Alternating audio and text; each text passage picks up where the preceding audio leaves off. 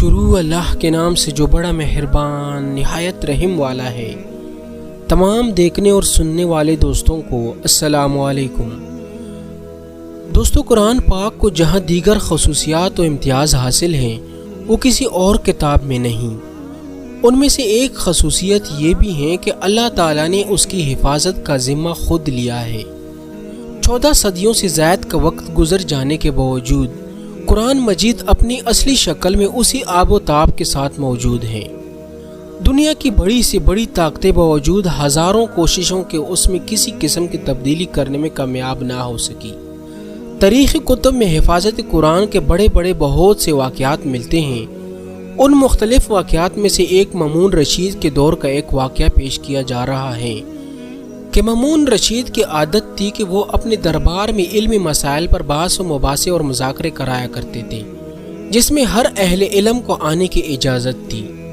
ایسے ہی ایک مذاکرے میں ایک یہودی آیا جو کہ بہت ہی خوبصورت شکل و لباس وغیرہ کے اعتبار سے مانا جاتا تھا۔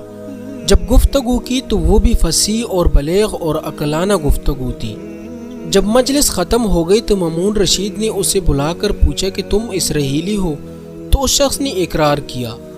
مامون رشید نے امتحان لینے کے لیے کہا کہ اگر تم مسلمان ہو جاؤ تو ہم تمہارے ساتھ بہت اچھا سلوک کریں گے۔ اس نے جواب دیا کہ میں اپنے اور اپنے آباء و اجداد کے دین کو نہیں چھوڑ سکتا۔ یہ کہہ کر وہ چلا گیا۔ پھر 1 سال کے بعد یہی شخص مسلمان ہو کر آیا۔ مجلس مذاکرہ میں فقہ اسلامی کے موضوع پر بہترین تقریر کی اور عمدہ تحقیقات پیش کیے۔ مجلس ختم ہونے کے بعد مامون رشید نے پوچھا، کیا تم وہی شخص ہو جو گزشتہ سال آئے تھے؟ جواب دیا کہ جی ہاں، میں وہی شخص ہوں۔ مامون رشید نے پوچھا کہ اس وقت تم نے اسلام قبول کرنے سے انکار کر دیا تھا، پھر اب مسلمان ہونے کا کیا سبب بنا ہے؟ اس شخص نے کہا کہ جب میں یہاں سے گیا تو میں نے موجودہ تمام مذاہب کی تحقیق کرنے کا ارادہ کیا۔ میں ایک خطاط اور خوشنویس آدمی ہوں اور میں کتابیں لکھ کر فروخت کرتا ہوں تو اس سے مجھے اچھی قیمت مل جاتی ہے۔ میں نے امتحان لینے کے لیے تورات کے 3 مختلف نسخے لکھے جس میں نے بہت جگہ اپنی طرف سے کمی بیشی کی، اور میں یہ نسخے لے کر کنیسہ میں پہنچا۔ یہودیوں نے بڑی رغبت سے ان نسخوں کو خرید لیا۔ پھر اسی طرح میں نے انجیل کی 3 نسخے کمی بیشی کے ساتھ کتابت کی تو اس کو بھی نصارہ کی عبادت کے خانوں میں لے گیا۔ وہاں بھی عیسائیوں نے بڑی قدر و منزلت کے ساتھ مجھ سے وہ نسخے خرید لیے۔ پھر یہی کام میں نے قرآن مجید کے ساتھ کیا۔ اس کی بھی 3 نسخے عمدہ کتابت کے ساتھ کمی بیشی کی۔ ان نسخوں کو لے کر جب میں فروخت کرنے کے لیے نکلا تو جس کے پاس لے گئے تو اس نے دیکھا کہ صحیح بھی ہیں یا نہیں۔ جب کمی بیشی نظر آئی تو انہوں نے واپس کر دیا۔ اس واقعے سے میں نے سبق سیکھ لیا کہ یہ قرآن مجید محفوظ ہیں اور اللہ تعالیٰ نے ہی اس کی حفاظت فرمائی، اس لیے میں مسلمان ہو گیا۔ قاضی یحییٰ بن اقسم اس واقعہ کے راوی ہیں۔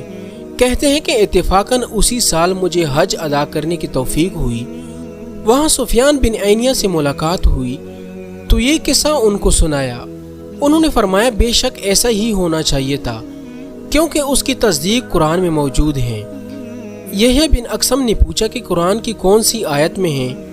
تو فرمایا کہ قرآن نے جہاں تورات و انجیل کا ذکر کیا اس میں فرمایا یہود النصارہ کو اللہ نے تورات انجیل کی حفاظت کی ذمہ داری سونپی گئی ہے۔ یہی وجہ ہے کہ جب یہود النصارہ نے حفاظت کا فریضہ ادا نہ کیا تو یہ کتابیں مسخ و منحرف ہو کر ضائع ہو گئی۔